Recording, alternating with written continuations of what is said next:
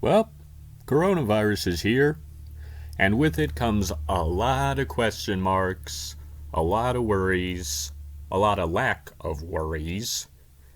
So, I'm here, and hopefully I can clear some things up and give us a little direction on what to do going forward. First of all, we have to understand the coronavirus is serious. There is I'm hoping, small group of people that seems to think it's just the cold, it's just the flu, whatever. No. It is not just a cold, and it is not just a flu. The mortality rate for a cold is at, I think, 0.2%. The coronavirus, last I checked, was at 2.8%, which is massively higher. That is 14 times as much. So if this thing becomes the new cold or the new flu, 14 times as many people dying. That's a big deal. And let's say for a second it is just a second flu. That is still a very, very big problem because now there are two flus. You can get one flu, say the normal flu, and then right after that, you get the coronavirus. What that does is your body spends a ton of energy fighting one, and then it has to fight the other. Maybe you can fight the flu. Maybe you can fight the coronavirus. But if you just barely are able to fight one of those, if you get the second right after, you're finished. You're done. You are dead. So there being two of them increases the number of people that both of them can kill. And obviously, that leads to a higher mortality rate for both.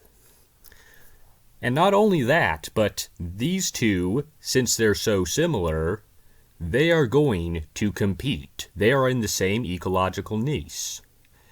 So, they're going to compete, and that competition will make both of them evolve faster.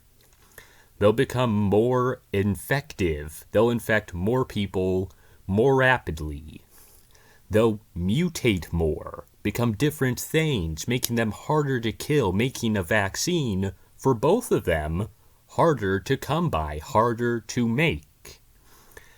And as it's a niche, the rules of ecology say one of them will eventually win. Eventually, we'll only have one of them. But that is going to take a long time. And the in-between periods where we do have both, that is going to be rough. That is going to be insanely deadly. And even when one does end up winning, it'll be stronger than it would have been had coronavirus not came in and challenged it, or had coronavirus been unopposed. So coronavirus being here, if it's allowed to become a big, big thing, like bigger than it is now, it will cause some incredibly, just huge problems that we do not understand right now. Like, the coronavirus is more than the coronavirus. It makes everything worse. Now, how did we get here? How did we get to the point where we had such a huge pandemic on our hands? We handled Zika fine. We handled Ebola fine. We kept those locked up. How on earth did coronavirus get this big? Well, the first issue was where it started in China. China decided to pretend for a while it didn't exist, that it wasn't a problem. When a doctor spoke up and said, "Hey guys, we got a problem. They locked him away to try and keep him quiet, but obviously, secret got out. It was a problem. And because they tried to keep it hush-hush, because they downplayed, even to themselves, the severity of the issue, it allowed it to get bigger and bigger and just spread. That's the cause of the initial problem. Now, some credit to them, I guess. They've got it under control. It's no longer out of hand. They've got it covered. Now, they had to weld people shut into their houses to do it, but you can probably handle this without going that severe. And hey, China, birthplace of this disease, has it under control. America's problem on our end is our horrible quarantine policies and our terrible lack of testing, and even just bad testing policies to begin with, not even a lack. For the bad quarantines, I saw this story on Imgur. Obviously, I can't say 100% that it's true, but it makes perfect sense, and I do happen to believe it. Like, considering what I've heard from other people who have actually been affected by this thing, even on, like, the news, officially on the news, this story does line up. So, it's about this woman. Her husband got the coronavirus. So, he's self-quarantined in his home. Good. That's what you should do. That's how it should be. The problem starts with the woman, though. Technically, with the doctors. Really just with what she has been allowed to do and with what she's been advised to do. She was told she can still be in the same house as her husband. Hell, not even that. She can be in the same room as him constantly, as long as she doesn't get within 6 feet. If she's outside of it, apparently she's fine. That is a lie. That's just a straight up lie. That's not even not knowing what you're talking about. That is a straight up lie. How could that be possible? It is a virus. The air currents in your house that you barely even feel can transport that virus well over 6 feet within an hour. They can make that thing traverse the entire home within an hour. That woman, she has it. No doubt her husband has it. If she's following that just 6 feet away thing, she has it guaranteed. And she was told that she wouldn't. But then comes the even worse part, because then it's like, you infected one person. Oh, well, she's also quarantined. No, she was not quarantined. She was allowed, during this time, to go wherever she wanted. And she did. She went out into the public. This woman, who almost certainly, 99% chance, had the coronavirus, allowed to go out to the public. How did we expect this to ever be contained when we do stuff like that? How? And I can't even blame the woman, really. Like, she was told she'd be fine. She was told she wouldn't get it. So from her perspective, hey, I didn't get it, so I'm fine to go to the public. What they told her, what transpired there, that's not even incompetent. That is purposefully wrong. Now, on to the lack of testing. This one actually kind of originates closer to home, as in literally in my home. Now, my dad has asthma, so when he gets sick, his lungs tend to have, issues.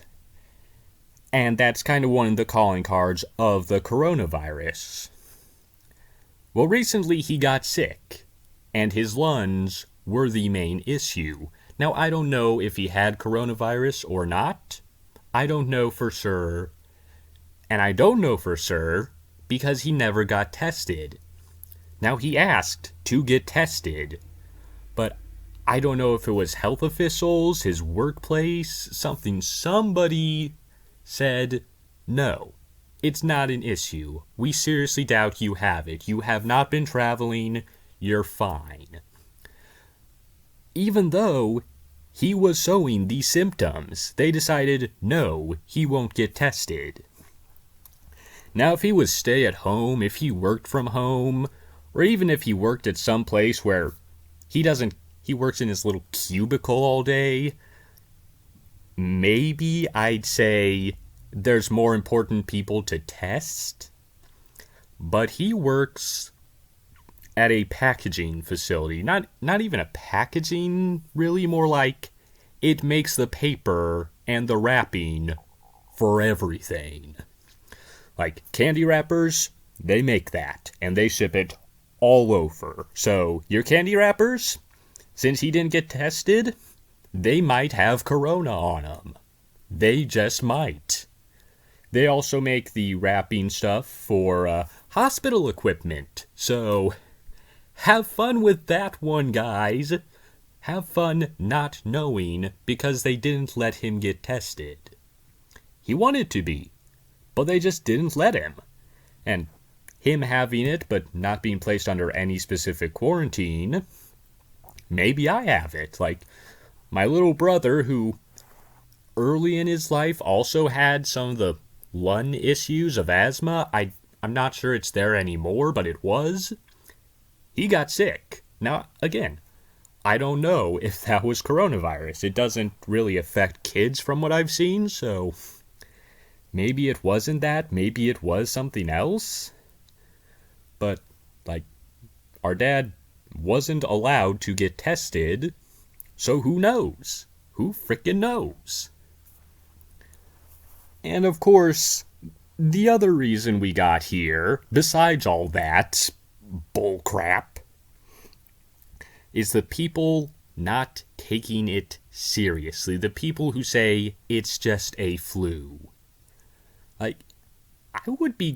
I'm kind of tempted to revoke the First Amendment for a bit, just to charge them with bioterrorism. Like, holy crap, you people are stupid, and you people are malicious. You know this kills people. You know this kills people. You know this kills old people. You know this kills the weak. And you are purposefully letting that happen by saying it's no big deal. Maybe not to you, but you probably got a dad. You probably got a mama. They ain't gonna do so well. It frustrates the hell out of me that people cannot even do the simplest of searches on this thing and just think it's no big deal. No, that mindset is dangerous. That mindset is deadly. Other times you can say it's no big deal to certain things, and it's like, oh well, they think the Saints weren't cheated out of a victory against the Rams. Oh well, it doesn't actually kill anyone. It doesn't really hurt anyone. People are disappointed, people are angry, whatever. It's not going to kill someone. This kills someone. This is not something you cannot take seriously. You have to take this seriously. You have to think this is important. Anything else is just extremely irresponsible. Whew. Man, I got pissed off there. It does piss me off. Other things, like, Okay, I'm not a conspiracy theorist. 9/11 was an inside job? No. No, I'm not on board with that. I mean, the steel beam thing, that argument has a really big hole in it that is not for this video. However, when evidence points to something, and there's no real other thing to point to, well, I have to go where the evidence goes. And there are two things that make me think this, at least some part of the coronavirus, getting big and becoming what it is now, were on purpose. First of all, the virus itself. It's extremely infectious. It has a high mortality rate, a high kill rate. It mutates quickly, which is the big suspicious part. And it flew under the radar for years, supposedly, despite being a strain of a virus that we already knew about. Yeah, coronavirus. This one is technically COVID-19, which I'm not a health expert, but I assume means this is like the 19th distinct strain of coronavirus. So we knew coronavirus was a thing. But somehow, this strain flew under the radar forever.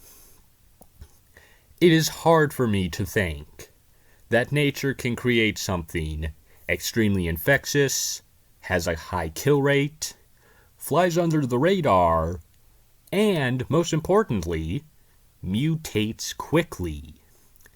That is something that I'm just going to say it, is lab grown. Like, I think it's more likely than not coronavirus was made in a lab and was set on people on purpose. Now, could it have come from nature? Maybe. I doubt it, but maybe. But also suspicious in all this is America's quarantine policies and the testing thing. At some point, these things are done so incompetently that you have to think even an idiot, even a guy who knows nothing about how to do this, would have done a better job. When the quarantine policies in place are negative to their purpose, you have to think it's on purpose, that they are made bad on purpose. Why? I don't know. I don't delve that deep into the rabbit hole.